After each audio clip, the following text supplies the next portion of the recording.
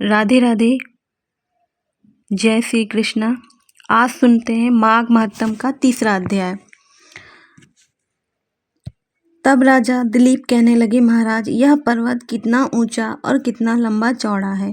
तब वशिष्ठ जी कहने लगे, 36 योजन ऊंचा, ऊपर चोटी में 10 योजन चौड़ा और नीचे 16 योजन चौड़ा है, जो हरिचंदन, आम, मदार, देवदार और अर्जुन के वृक्षों से सुशोभित है। दुर्भिक्ष से दुखी होकर इस पर्वत को फल और फूलों से परिपूर्ण देखकर भृगु वहीं रहने लगे।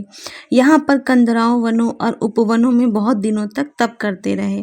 इस प्रकार जब भृगु ऋषि वहाँ पर अपने आश्रम पर रह रहे थे तो एक विद्याधर अपनी पत्नी सहित उतरा। वे अत्यंत दुखी थे। उन्होंने भृगु ऋषि को प्रणाम किया और ऋषि ने बड़े मीठे स्वर में उनसे कहा, हे विद्याधर, तुम बड़े दुखी दिखाई देते हो, इसका क्या कारण है। तब विद्याधर कहने लगे, महाराज पुण्य के फल को पाकर, स्वर्ग पाकर तथा देवतुल्य शरीर पाकर भी मेरा मुख व्याघ्र जैसा है। मेरे दुख और अशांति का यही कारण है। न जाने किस पाप का फल है। मेरे चित्त के व्याकुलता का दूसरा कारण भी सुनिए। मेरी पत्नी अति रूपवती, मीठा वचन बोलने वाली, नाचने और गाने की कला में अति प्रवीण, शुद्ध चित्त वाली, 7 सुरों वाली, वीणा बजाने वाली, जिसने अपने कंठ से गाकर नारद जी को प्रसन्न किया। नाना स्वरों के नाद से वीणा बजाकर कुबेर को प्रसन्न किया। अनेक प्रकार के नाच ताल से शिवजी भी उससे अति प्रसन्न हुए और रोमांचित हुए। शील, उदारता, रूप तथा यौवन में स्वर्ग की कोई अप्सरा भी इस जैसी ना होगी। कहाँ ऐसी चंद्रमुखी स्त्री और कहाँ मैं व्याघ्र मुख वाला। यही चिंता सदैव मेरे हृदय को जलाती है। विद्याधर के ऐसे वचन सुनकर तीनों लोकों की भूत, भविष्य और वर्तमान की बात जानने वाले तथा दिव्य दृष्टि वाले ऋषि कहने लगे, हे विद्याधर, कर्म के विचित्र फलों को प्राप्त होकर ज्ञानी पुरुष भी मोह को प्राप्त हो जाते हैं। मक्खी के पैर जितना विष भी प्राण लेने वाला हो जाता है। छोटे छोटे पापों का फल भी अत्यंत दुखदायी हो जाता है। तुमने माघ मास की एकादशी का व्रत करके द्वादशी न आने तक शरीर में तेल लगाया, इसी पाप कर्म से व्याघ्र हुए। एकादशी के दिन उपवास करके द्वादशी को तेल लगाने से राजा पुरुरवा ने भी कुरूप शरीर पाया था। तब वह अपने कुरूप शरीर को देखकर दुखी होकर हिमालय पर्वत पर देव सरोवर के किनारे पर गए। प्रीति पूर्वक शुद्ध स्नान कर कुशा के आसन पर बैठकर भगवान कमल नेत्र, शंख, चक्र, गदा, पद्म के धारण करने वाले, पीताम्बर पहने, वन माला धारण किए हुए विष्णु का चिंतन करते राजा पुरुरवा ने 3 मास तक निराहार रहकर भगवान का चिंतन किया।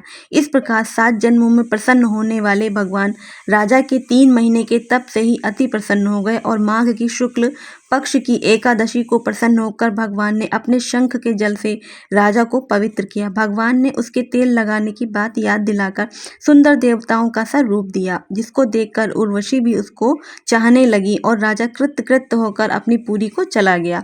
भृगु ऋषि कहने लगे, हे विद्याधर, इसलिए तुम क्यों दुखी होते हो। यदि तुम अपना यह राक्षसी रूप छोड़ना चाहते हो तो मेरा कहना मानकर जल्द ही पापों को नष्ट करने वाली हेमकूट नदी में माघ में स्नान करो, जहाँ पर ऋषि सिद्ध देवता निवास करते हैं। अब मैं इसकी विधि बताता हूँ। तुम्हारे भाग्य से माघ मास आज से 5वें दिन ही आने वाला है।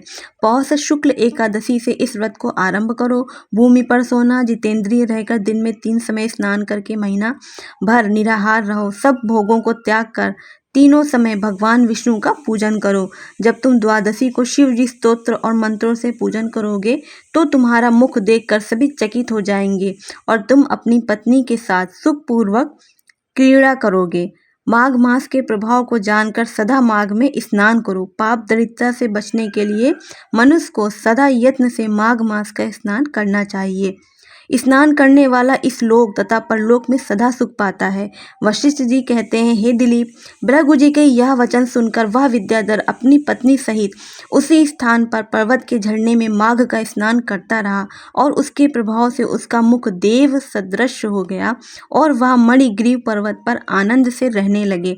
भृगु जी भी नियम की समाप्ति पर शिष्यों को सहित ईवा नदी के तट पर आ गए। बोलिए श्री वृंदावन बिहारी लाल की जय। माघ के ठाकुर की जय। कल सुनते हैं माघ मास महात्म का 4था अध्याय। राधे राधे, जय श्री कृष्ण।